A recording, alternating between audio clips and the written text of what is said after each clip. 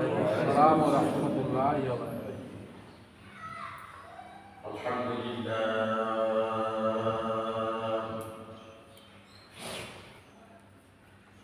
الحمد لله نحمده ونستعينه ونستغفره ونعوذ بالله من شرور أنفسنا ومن سيئات أعمالنا من يهده الله فلا مضل له ومن يضلله فلا هادي له ونشهد أن لا إله إلا الله وحده لا شريك له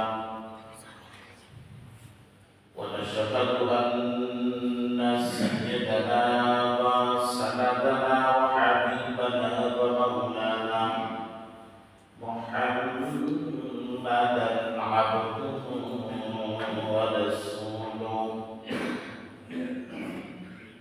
الذي أرسله بالحق بشيرا ونذيرا وداعيا إلى الله بإذنه وسراجا وقمرا منيرا وقد قال الله تعالى في كلامه المجيد وفرقانه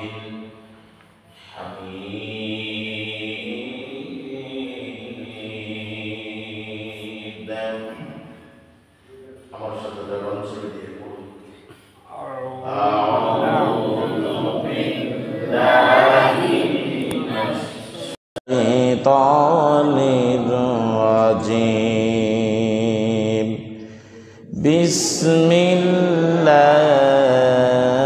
বিসমিল্লাহির রাহমানির রাহিম ইন্নাল্লাহা ইনদাহু ইলমুস সাআহ ওয়া ইউনাজ্জিলুল গায়থ ওয়া ইয়া'লামু মা ফিল আরহাম وما تدري نفس ماذا تكسب غدا وما تدري نفس بأي أرض تموت إن الله عليم خبير صدق الله العظيم وقال النبي صلى الله عليه وسلم تؤفة المؤمن الموت رواه البخاري إن الله وملائكته يصلون على النبي يا أيها الذين آمنوا صلوا عليه وسلموا تسليما الله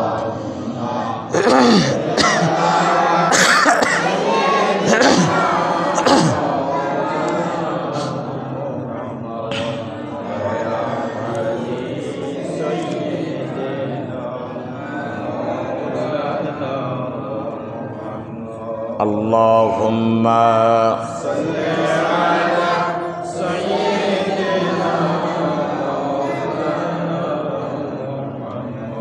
وعلى آل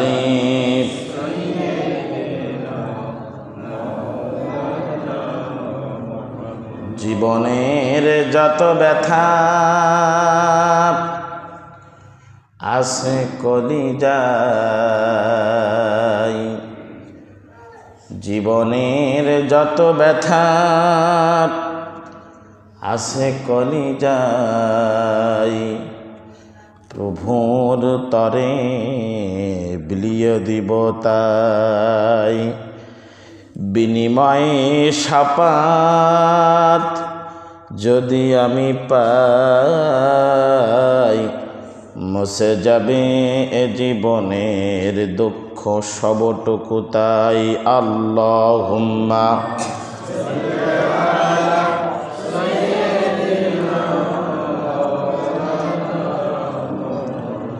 ওয়া আলা আলি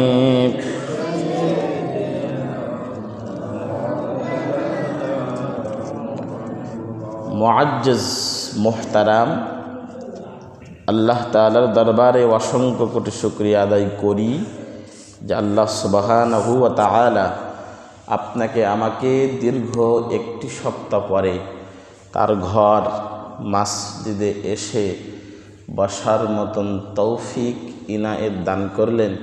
সেই মহামনিবের দরবারে জবান খুলে বলছি আলহামদুলিল্লাহ। মুহতারাম হাজিরিন, আজকে জুমার দিন। অনেকেই যারা জুমার দিনটাকে গুরুত্ব দিয়েছে, মর্যাদা জানে, যারা জুমার দিনে আজকে অনেকে আসতে পারে নাই, আর একটা বাজতে অল্প কিছু সময় বাকি আছে। রাসূল সাল্লাল্লাহু আলাইহি ওয়াসাল্লাম বলছেন, যে ব্যক্তি জুমার দিনে সূরাতুল কাহাফ তেলাওয়াত করবে এবং জুমার দিনটা সুন্দরভাবে অতিবাহিত, ফজরের নামাজ পড়ে ওই ব্যক্তি যেখানে হোক চলে যাবে। আবার যখন আজানের আগে আগে গোসল করে সাধ্য অনুযায়ী পোশাক পরিধান করে আতর মেখে বাড়ি থেকে যখন রওনা হয়, আসমান থেকে ফেরেশতা আল্লাহ তাআলা রব্বুল আলামিনের কাছে বলতে থাকে, রব্বুল আলামিন, তোমার ওই বান্দা বাড়ি থেকে রওনা হয়েছে জুমা মসজিদে, এখন তারকে আমরা কি মর্যাদা দিব? রাসূল সাল্লাল্লাহু আলাইহি ওয়াসাল্লাম বলছেন, ফেরেশতারা ওই ব্যক্তির প্রতি কদমে 1000 থেকে 70,000 পর্যন্ত নেকি দান করে দেয়। শুধু এই নয়, লক্ষ লক্ষ ফজিলত আছে। তা আল্লাহ তাআলা আমাদেরকে আগে ভাগে নিয়ে এসেছেন, আমরা খুশি না বেজার? এরকম জবান খুলে বলছে আলহামদুলিল্লাহ। মোহতারাম হাজরিন, কেন প্রশংসা আল্লাহ তাআলার কাছে আদায় করব? একটু গবেষণা করলাম, কেন আল্লাহ তাআলার প্রশংসা আদায় করলে কি হবে, আমাদের লাভ কি? এখন আল্লাহ তাআলা একটা উপমা দিয়েছেন। আমি যে সূরা থেকে একটা আয়াতে কালিমা তেলাওয়াত করেছি, সূরা লুকমান, একদম সূরা লুকমানের শেষ আয়াত, সূরা লুকমান 21 নম্বর পারার 10 নম্বর ছাপার অবস্থিত।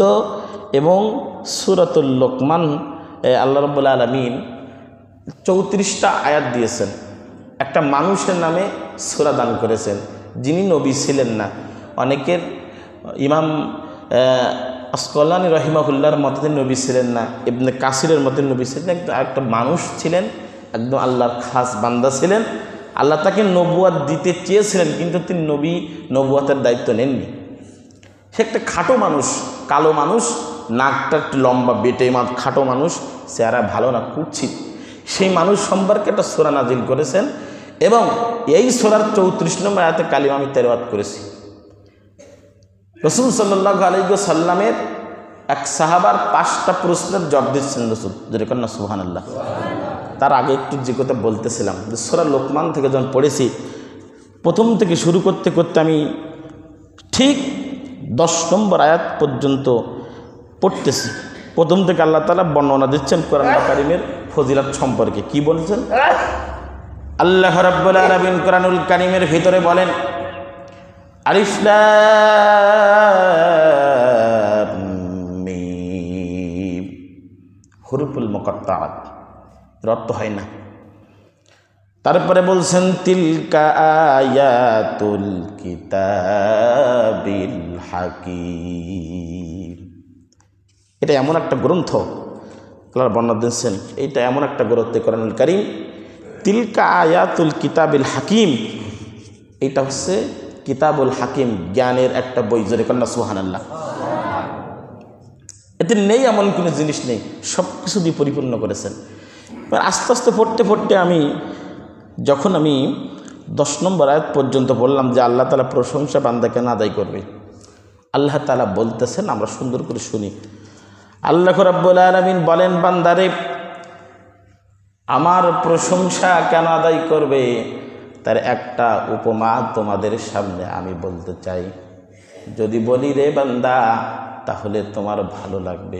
আল্লাহ তাআলা বলছেন সূরা লোকমানের 10 নম্বর আয়াতে আল্লাহ তাআলা বলেন, খালাকাস সামাওয়াতি বিগাইরি আমাদিন তারাউনাহা ওয়া আলকা ফিল আরদি রাওয়াসিয়া। আল্লাহ রাব্বুল আলামিন বলছে, বান্দারে এই আকাশ দেখতেছো, আকাশমণ্ডলী যা কিছু দেখতেছো, আমি রব্বুল আলামিন কোনো স্তম্ভ দেই নাই, কোনো খুঁটি দেই নাই। পৃথিবীর প্রান্ত থেকে ও প্রান্ত পর্যন্ত আপনি ঘুরে ঘুরে দেখতে পারেন, রব্বুল আলামিন একটা স্তম্ভ দেয় নাই, একটা রব্বুল আলামিন একটা পিলিয়ার দ্বারাই আকাশটাকে একটু ঢেকার জন্য, একটু আমরা বলি যে একটা শক্ত জিনিস ধরার জন্য আল্লাহ তাআলা আকাশমণ্ডলী সৃষ্টি করেছেন। আল্লাহ রাব্বুল আলামিন একটা খুঁটি দেন নাই, যেরকম না সুবহানাল্লাহ। আল্লাহ সেই জন্য বলছেন আকাশ সৃষ্টি করেছে কিন্তু খুঁটি দেই নাই রব্বুল আলামিন। তারপরে সুন্দর করে বলতেছেন, বান্দারে রাওয়াসিয়া আন তামিদা বিকুম ওয়া বাসসা ফিহা মিন কুল্লি দাব্বা। যেরকম আল্লাহু আকবার। আল্লাহ কি বলছেন আমরা তো কথা বুঝতে পারতেছেন। এই জন্য আল্লাহ বলছেন, বান্দারে আমি দুনিয়ার ভিতরে পাহাড় দিয়েছি, উঁচু উঁচু পাহাড়। আপনি যদি এখান থেকে কিছু দূর আগাই যান, চট্টগ্রাম অঞ্চল সহ বিভিন্ন দেশ যখন অতিক্রম করবেন, অনেক উঁচু উঁচু পাহাড় দেখা যায়। সেই পাহাড়ের কাছে যখন আপনি যান, আপনি ছোট্ট একটা মানুষ দেখা যায়। ওই পাহাড় থেকে আবার দেখা যায় ঝর্ণার পানি ঝরে ঝরে পড়তেছে। আল্লাহ তাআলা বলতেছেন, বান্দারে এই পাহাড় আমি সৃষ্টি করেছি, কারণ হলো দুনিয়ার ভিতরে এই পাহাড় সৃষ্টি করেছি যাতে করে তোমরা বসবাস করতে পারো, আর এই পাহাড় যেন জমিনটাকে সুন্দর করে ধরে রাখতে পারে। এই জন্য আমি রব্বুল আলামিন এই পাহাড় জমিনে সৃষ্টি করে দিয়েছি। বলেন সুবহানাল্লাহ। তারপরে কি করেছি আল্লাহ বলতেছেন, দেখো এই পাহাড়ের ভিতরে ওয়া বাসসা ফিহা মিন কুল্লি দাব্বা, আমি রব্বুল আলামিন এই পাহাড়ের ভিতরে জীবজন্তু সৃষ্টি করে দিয়েছি। যেটা কন্যা সুবহানাল্লাহ। শুধু এই নয়, পাহাড় সহ জমিনের ভিতরে জীবজন্তু সৃষ্টি করে দিয়েছি। সৃষ্টি করে দেওয়ার পরে এদের খাবার খাদ্য কিভাবে হবে? আল্লাহ রাব্বুল আলামিন বলতেছেন, বান্দারে ওয়া আনজালনা মিনাস সামাই মাআন ফাআমবাতনা ফিহা মিন কুল্লি যাওজিন কারীম। বান্দারে একটু চিন্তা করো, আসমান থেকে ওয়া আনজালনা মিনাস সামাই, আমি রব্বুল আলামিন আকাশ থেকে পানি বর্ষণ করে দেওয়ার পর মিনাস সামাই মাআন ফাআমবাতনা বিহি, এই জমিনের ভিতরে যখন আসমান থেকে পানি পড়ে, রহমতের পানি পড়ার পরে যখন যা কিছু আছে, শাকসবজি যত জিনিস আছে, আল্লাহ তাআলা রহমতের পানি পাওয়ার সাথে সাথে সেইগুলো বৃদ্ধি করে দেয়। জোরে কন্যা সুবহানাল্লাহ। পানি পাওয়ার সাথে সাথে বৃদ্ধি করে দেয়। বৃদ্ধি করার পর সেই সব কিছু জীবজন্তু যা কিছু আছে সব কিছু পানি বর্ষণের কারণে আবার কল্যাণের দিকে ফিরে আসে। প্রথম বলতেছেন যে আমি এই যা দেখতেছো আসমান খুঁটিবিহীন সৃষ্টি করেছি। তারপরে তিনি বলতেছেন, তারপর আমি পাহাড় দিয়েছি, পর্বতমালা দিয়েছি। কারণ জানো বান্দা, এই যদি আমি পাহাড় না দিতাম, যদি বাতাস আসতো, এমন জোরে জোরে বাতাস যদি আসতো, তাহলে তোমাদের কষ্ট হতো, বসবাস করা ঘটতো না। জোরে কন্যা সুবহানাল্লাহ। আর এই দেবার পর আমি জীবজন্তু দিয়েছি যাতে করে তোমরা সেইগুলা পালিত করতে পারো এবং পশু পাখি সহ যা কিছু সৃষ্টি করে জীবজন্তু যা কিছু আছে তোমাদের কল্যাণের জন্য। আবার এইগুলার খাদ্যও আমি আসমান থেকে নাজিল করে দেই জমিনের বুকে, জমিন সেইগুলা তাদের রিজিক হিসেবে বেশি বেশি বৃদ্ধি পেয়ে যায়। জোরে কন্যা সুবহানাল্লাহ। তারপর আল্লাহ কি বলতেছেন, হাদা খলকুল্লাহি ফাআরুনি মাযা খলাকু, হাদা খলকুল্লাহি ফাআরুনি মাযা খলাকাল্লাযীনা মিন দুনি বালিয-যালিমুনা ফি দালালিম মুবিন। বান্দারে, এত সুন্দর করে সৃষ্টি করে দিয়েছি, হাদা খলকুল্লাহ, শুধু এটা আমি রব্বুল আলামিন সৃষ্টি করেছি, অন্যরা কেউ সৃষ্টি করতে পারবে না। যদি কন্যা সুবহানাল্লাহ। আল্লাহ বলছেন কি, আমি সৃষ্টি করেছি, হাদা খলকুল্লাহ, আমি সৃষ্টি করেছি। ফারুনি, যদি কেউ পারে, খলকুল্লাহি মিন দুনিহি, তাহলে এমন যদি কেউ পারে আসমান সৃষ্টি করতে, পর্বতমালা সৃষ্টি করতে, জীবজন্তু সৃষ্টি করে আসমান থেকে পানি এনে ওকে আকার বাঁচাইতে, তাহলে সেই মানুষটাকে তোমরা ডেকে আনো। আল্লাহ নিজেই বান্দাদেরকে বলতেছেন, যাও, আমি যা কিছু করেছি আমার মতন যদি কেউ পারে তাহলে তাকে ডেকে আনো। তারপর আল্লাহ তাআলা একটা কথা, বালিয-যালিমুনা ফি দালালিম মুবিন, খবরদার বান্দারে, আল্লাহর সাথে নাফরমানি করো না। আল্লাহ যে হুকুম বিধিবিধান দিয়েছেন এই বিধিবিধানগুলো মেনে চলো, কিন্তু আল্লাহর নাফরমানি করো না। তাহলে যে মহামনিব যে আল্লাহ তাআলা আপনাকে আমাকে নিয়ে এসেছেন, একটু জবান খুলে বলিন আলহামদুলিল্লাহ, আরও জোরে বলিন আলহামদুলিল্লাহ। দুরুদ আর সালাম পাঠাই বিশ্ব নবী জনাবে মুহাম্মদ রাসূলুল্লাহ সাল্লাল্লাহু। মুহতারাম হাজিরিন, আমি আপনাদের সামনে কোরআনুল কারীমের সূরা লোকমানের 34 নম্বর আয়াতে কালিমা তেলাওয়াত করেছি। আয়াতে কালিমা তেলাওয়াত করার মাধ্যমে আমি আপনাদেরকে কয়েকটা মেসেজ দিতে চাই, 5টা মেসেজ। হযরতে নবীদের এক সাহাবী, প্রত্যন্ত অঞ্চলের এক সাহাবী আল্লাহ রসুলের দরবারে আসলেন। সাদ বিন সালাবা, একদম প্রত্যন্ত অঞ্চল থেকে তিনি উঠে এসেছেন, অথবা রসুলের কাছে এসে প্রশ্ন করতেছেন। রসুল বসে আছেন, সাহাবা একরাম বসা, রসুল সাল্লাল্লাহু আলাইহি সাল্লাম উঁচু জায়গায় বসে আছেন, অথবা তার পাশে সাহাবারাও বসে আছেন। প্রথম রসুলকে প্রশ্ন করতেছেন, ইয়া রাসূলুল্লাহ, ইয়া হাবিব আল্লাহ, আমার 5টা প্রশ্ন আছে। কয়টা? 5টা। সাহাবারা অবাক হয়ে গেলেন, কি ব্যাপার, আমরা রসুলের কাছে প্রশ্ন করতে পারি, তবে সাহস খুব কম দেখায়, আর এসে এসে বলতেছে, ইয়া রাসূলুল্লাহ, আমার 5টা প্রশ্ন আছে।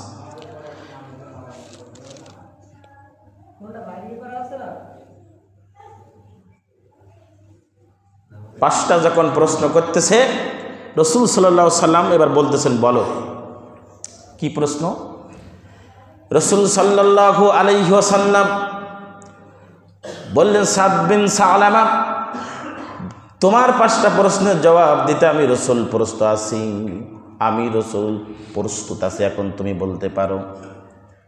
সাদ বিন সালামা রাদিয়াল্লাহু তাআলা আনহু 5টা প্রশ্নের জবাব যখন প্রথম প্রশ্ন হলো, ইয়া রাসূলুল্লাহ, ইয়া হাবিবাল্লাহ, কিয়ামত কবে হবে? আল্লাহ তাআলা দুনিয়া সৃষ্টি করেছেন, সুন্দর করে দুনিয়া বানিয়েছেন, কত কিছু দিয়ে দুনিয়া সৃষ্টি করেছেন, একটু বলুন এই দুনিয়া আল্লাহ তাআলা ধ্বংস করে দেবেন কবে? প্রথম নাম্বার প্রশ্ন, দুনিয়া ধ্বংস করে দেবেন কবে, একটু বলুন। দুনিয়া ধ্বংস হয়ে যাবে কবে?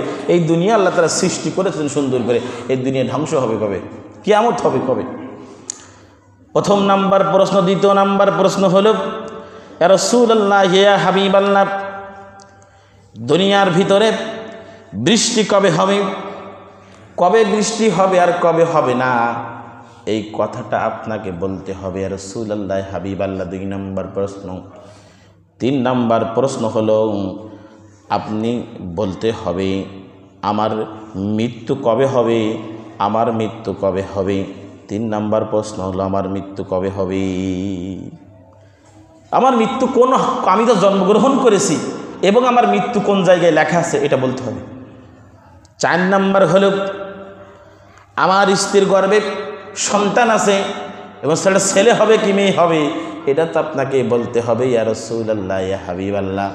4 নাম্বার প্রশ্ন।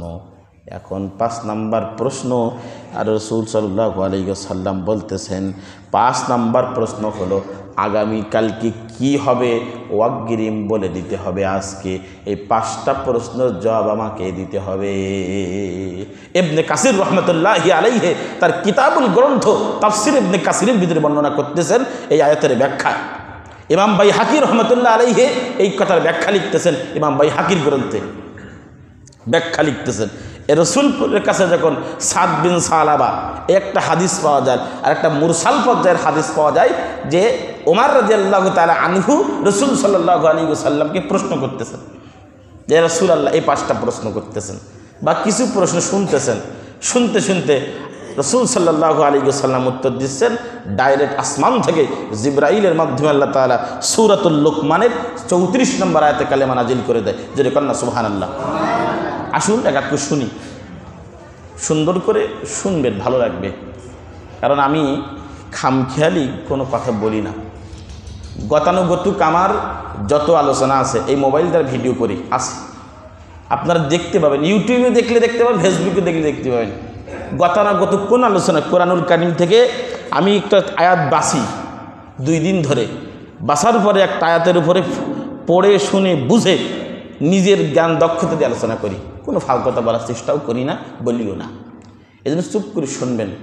যদি কথা বলার দরকার হয় একজনকে ডেকে নিয়ে বাইরে গিয়ে বলে আসবেন, এটুকু অনুরোধ। আমাকে বলার সুযোগ দেবেন, অল্প সময়, জমার সময় বেশি সময় নেওয়া যায় না। 1:12 বেজে গেছে, আর হয়তো 10 মিনিট বলতে পারি। আল্লাহ তাআলা বলতেছেন এই আয়াতের ভিতরে, আসুন আমরা একটু শুনি।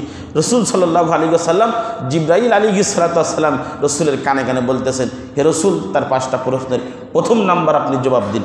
আল্লাহ রাব্বুল আলামিন কোরআনুল কারীমের ভিতর আয়াতে কারিমা নাজিল করে দিয়ে বলতেছেন, ইন্নাল্লাহা ইনদাহু ইলমুস সাআ। নবী হে, তার প্রথম নাম্বার প্রশ্নের উত্তর দিন, কিয়ামত কবে হবে? নবী আপনি তাদেরকে বলে দিন, ওই সাহাবী সহ সাদ বিন সালাবা সহ যে ব্যক্তি আপনার কাছে প্রশ্ন করেছে ওই প্রশ্নের জবাব দিন। বলেন 5টার প্রশ্ন যে করেছে ওই 5টা প্রশ্নের জবাব আল্লাহ তাআলা আয়াতে কালিমা নাজিল করতেছেন, ইন্নাল্লাহা ইনদাহু ইলমুস সাআ। কিয়ামত কবে হবে, কিয়ামত সম্পর্কে জ্ঞান আল্লাহ ছাড়া এই দুনিয়ার কেউ যায় না। বলেন সুবহানাল্লাহ। তুমি তো বলতেছো কিয়ামত কবে হবে, কিন্তু কিয়ামত যে কবে হবে একমাত্র ইন্নাল্লাহা ইনদাহু ইলমুস সাআ, একমাত্র আল্লাহ ছাড়া ইলমুস সাআ, এলেন জ্ঞান আর কেউ দুনিয়ায় জানে না। যদি কন্যা সুবহানাল্লাহ। প্রথম নাম্বার প্রশ্ন উত্তর দিচ্ছে সাদ বিন সালাবা। তোমার এই প্রশ্নের প্রথম নাম্বার জবাব আল্লাহ আসমান থেকে জিবরাইলের মাধ্যমে আয়াতে কালিমা নাজিল করেছেন। আমি বলতেছি যে এই কিয়ামতের জ্ঞান আল্লাহ ছাড়া কেউ জানে না। তবে আজকের আমাদের সমাজে কিছু মানুষ বাহির হয়েছে, কিছু মানুষ দেখি দাড়ি টুপি তাদের ভিতরে আছে, আবার দেখি কিছু মানুষই নাই। তারা এই ধরনের প্রশ্নের উত্তর দিচ্ছে যে কিয়ামত কবে হবে তারা বলতে পারতেছে। নাউজুবিল্লাহি মিন যালিক। এই মানুষগুলো আবার নামাজও পড়ে না, বিভিন্ন সরাত ধরে ধরে বেড়ায়। এই মানুষগুলোর আবার বিভিন্ন তালতে ওর। এই জন্য আল্লাহ তাআলা বলতেছেন রসুলকে, রসুল তাদেরকে বলে দেন। দ্বিতীয় নাম্বার প্রশ্ন হলো রব্বুল আলামিন বৃষ্টি কবে দেবেন, কিভাবে হবে, কোথায় বর্ষিত হবে, এই প্রশ্নের জবাব দিয়ে দিতে হবে। ওয়া ইউনাজ্জিলুল গায়স। ও সাদ বিন সালাবা, শুনে নাও, জেনে নাও বৃষ্টি কবে হবে, কিভাবে হবে। এখন দেখা যায় অনেক সময় নেটের মাধ্যমে বলে দেয় অমুক দিন থেকে অমুক দিন আবহাওয়া খারাপ থাকতে পারে, তবে বৃষ্টি হলেও হতে পারে, মশালদরাই হতে পারে। সুন্দরবন আমার এলাকা, খুলনা, সাতক্ষীরা, ভোলা, পটুয়াখালী, ওই লাইন দিয়ে কষ্টি কষ্টি একদম উত্তরবঙ্গে একদম চলে যাবে ভারতের পারে, এইরকম ধারণা দিতে পারে। লাস্টে একটা জিনিস বলে দেয় হলেও হতে পারে, না হলেও না হতে পারে।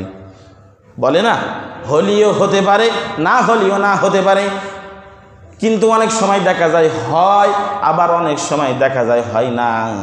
আবার কিছু মানুষ আছে নেটের খবর নিয়ে বলে, এমনকি এমনও বলে নেটে যখন বলিছে বৃষ্টি হবেই হবেই হবে, তো মোবাইলই দেখেছে হবেই হবে, কিন্তু মোবাইলে দেখলাম ওরা লিখে দেয় লাস্টে একদম দেখা যায় যে হলেও হতে পারে, তবে হওয়ার সম্ভাবনা থাকতেও পারে, কারণ আবহাওয়াটা পরিমাপ করেছে, তারা একটা যন্ত্র আবিষ্কার করেছে, সেটাই বলে দেয়। রাসূল সাল্লাল্লাহু আলাইহি ওয়াসাল্লাম আল্লাহ প্রশ্নের জবাব দিয়ে বলতেছেন, ওয়ায়ুনাজ্জিলুল গায়স, যে বৃষ্টি কবে হবে, কিভাবে হবে, কোনভাবে হবে, আল্লাহ ছাড়া দুনিয়ার কেউ জানে না। 3 নাম্বার প্রশ্ন হলো, ইয়া রাসূলুল্লাহ, ইয়া হাবিবাল্লাহ, আপনি বলে দেন যে কীর্তন জ্ঞান, আমার একটা সন্তান আর একজন মহিলার পেটে সন্তান হবে, ছেলে না মেয়ে, কি এবং ছেলে না মেয়ে এই কথা কেউ জানে কিনা, এবং আমার বোর পেটে যে সন্তান আছে এই সন্তান ছেলে হবে না মেয়ে হবে, আপনাকে বলতে হবে। বলবেন হুজুর এখন তো দেখা যায় আল্ট্রাসাউন্ডের মাধ্যমে সহ বিভিন্ন যন্ত্রের মাধ্যমে তারা এখন পরিমাপ করে বলতেছেন ছেলে হবে কিনা মেয়ে হবে। আমি একটা ডাক্তারের কাছে জিজ্ঞাসা করে বললাম, ডাক্তার সাহেব বলেন তো দেখি কি আন্দাজ করে আপনি বলতেছেন যে ছেলে হবে না মেয়ে হবে। একজন আমার বাড়ির পাশে বলেছে ছেলে হবে, আনন্দ উল্লাস করে প্রতি মসজিদে 10 করে চমচম দিয়ে আসলো, মানুষ খেয়ে আনন্দ উল্লাস করলো। দুধ দেখে যখন ডেলিভারি হয়েছে মেয়ে, একসাথে 2টা মেয়ে হয়েছে। ওরে বাবারে, মানুষ যখন তার বাড়িতে ভিড় করলো, কি হলো, মেয়ে হয়েছে। ডাক্তারের এখানে গেল, আল্ট্রাসাউন্ড কি করেছেন, হয়েছে তুমি, কি কারণে আপনি বলেছেন। ডাক্তারের কাছে প্রশ্ন করার পরে ডাক্তার বলতেছে আমাদের একটা পরিমাপ আছে, এই পরিমাপ অনুযায়ী আমরা হলো ধারণা করে অনেক সময় বলে দেই, খেটে যায়, কিন্তু কি যে হবে আল্লাহ তাআলা রাসূল সাল্লাল্লাহু আলাইহি সাল্লামকে বলতেন, নবী হে তাদেরকে বলে দেন ছেলে হবে নাকি সন্তান হবে। হাদিসের ভিতরে পাওয়া যায় ইবনে কাসির রাহমাতুল্লাহ আলাইহি বলতেছেন ছেলে হবে কিনা মেয়ে হবে, এই সংবাদটা ওই সন্তান জন্ম গ্রহণ করার আগে ফেরেশতাদেরকে আল্লাহ তাআলা একটু পাঠানোর পরে ওই সংবাদটা যখন দুনিয়ার পরে যখন ভূমিষ্ঠ হবে তখন সেইটা প্রকাশিত করে দেয়। বলেন সুবহানাল্লাহ। 3 নাম্বার প্রশ্ন। 4 নাম্বার প্রশ্ন করতেছে, ইয়া রাসূলুল্লাহ, হে হাবিব আল্লাহ, আপনি বলুন আমার মৃত্যু কোথায় হবে। তার মৃত্যু কোথায় তিনি বলতেছেন, ওয়ামা তাদরি নাফসুম মাযা তাকসিবু গাদান ওয়ামা তাদরি নাফসুম বিআইয়ি আরদিন তামুত। বলতেছেন একমাত্র মৃত্যুর খবর আল্লাহ ছাড়া কেউ জানে না কোথায় হবে। দুনিয়ায় ওকে পাঠিয়েছে, হায়াত কতদিন আছে, কোন জায়গায় মৃত্যু হবে। আল্লাহ রাব্বুল আলামিন কোরআনুল কারীমের ভিতরে বলছেন, ওয়ামা কানা লিনাফসিন আন তামুতা ইল্লা কিতাবাম মুআজ্জালা। কোথায় মৃত্যু হবে, কোন জায়গায় মৃত্যু হবে দুনিয়ার কেউ জানে না, একমাত্র আল্লাহ রাব্বুল আলামিন ছাড়া কেউ জানে না।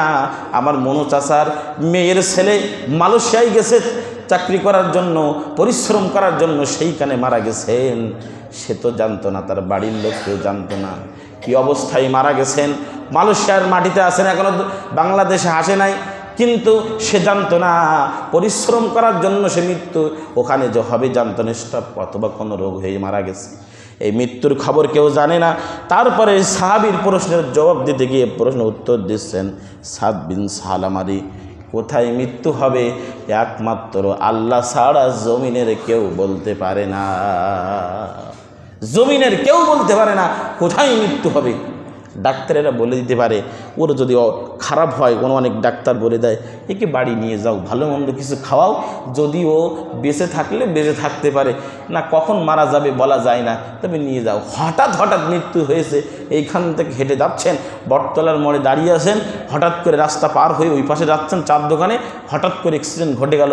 এখন মোটর সাইকেলের যে পরিমাণ টান ধুমধাম কিটা কন্তেসে মেরিয়ে দেবে তার ঠিক ঠিকানা নেই, ঠিক কিনা। 4 নাম্বার চলে গেল। 5 নাম্বার বলেন আগামীকালকে কি হবে, এই কথার জ্ঞান আপনাদের কাছে আছে কিনা। মুসলমান ভাইরা আমার, এই বেগমপুর মহল্লার ভাইরা গভীর মনোযোগ দেন। আগামীকালকে কি হবে। রসুল সাল্লাল্লাহু আলাইহি ওয়াসাল্লাম এই কথার উত্তর দিচ্ছেন, আগামীকালকে কি হবে 1 সেকেন্ডের খবর আমি রসুল তো দূরের কথা, দুনিয়ার কেউ কোনো কিছু বলতে পারবে না।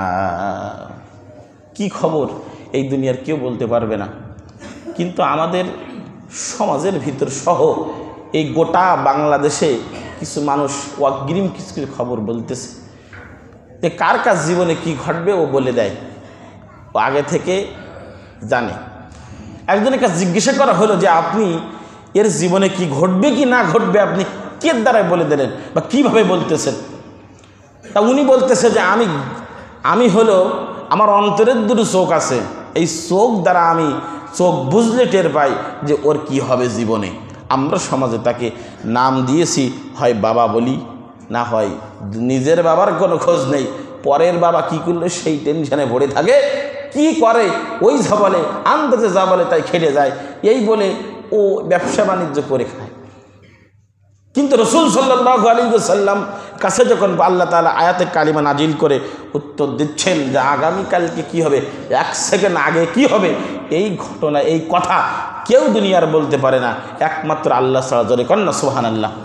তাহলে এখানেই 5টা প্রশ্নের জবাব দিচ্ছেন। প্রথম নাম্বার প্রশ্ন, সাদ বিন সালামা, কিয়ামত কবে হবে একমাত্র আল্লাহ ছাড়া কেউ জানে না, কিয়ামতের জ্ঞান আল্লাহ ছাড়া কারোর কাছে নাই, দুনিয়ার কারোর কাছে নাই। 2 নাম্বার হলো বৃষ্টি কবে হবে, এই ছাড়া কোন দিনই হবে আল্লাহ ছাড়া কেউ বলতে পারে না।